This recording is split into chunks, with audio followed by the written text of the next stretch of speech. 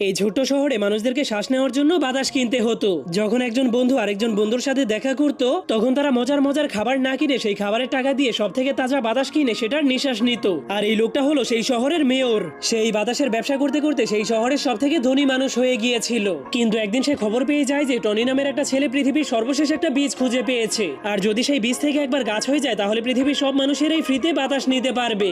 যা হলেই সেই শয়তান মেয়রের বাতাসের ব্যবসা চিরদিনের জন্যই শেষ হয়ে যাবে। এটা শোনার পরেই মেয়র তার বডিগার্ডকে নিয়ে টনি নামের সেই ছেলেটাকে ধরার জন্য জলদি করে তার বাড়ির দিকে যেতে শুরু করে। কিন্তু তখনই হঠাৎ করে রাস্তার মধ্যে তাদের গাড়ি আরেকটা গাড়ির সাথে ধাক্কা খেয়ে যায়। ঠিক তখনই এই সুযোগটাকে কাজে লাগিয়ে টনি তার পরিবারকে নিয়ে সেখান থেকে পালাতে শুরু করে দেয়। কিন্তু তখনই মেয়র তাদেরকে ধরার জন্য একটা রশিযুক্ত বন্দুক দিয়ে তাদের উপর আক্রমণ করে দেয়, যার ফলে তখনই হঠাৎ করে সেখানে অনেক বড় একটা ফ্যান চালু হয়ে যাওয়ার কারণে সেই গাছের বীজটা তাদের হাত থেকে ছুটে একটা বোতলের মধ্যে গিয়ে পড়ে যায়। যা দেখার পর যখনই সেই মেয়রের বডিগার্ড সেই বীজটাকে নেওয়ার জন্য সেখানে যেতে শুরু করে, তখনই হঠাৎ করে সেই গাড়িটা উল্টে যাওয়ার কারণে সেই গাড়িতে থাকা সবগুলো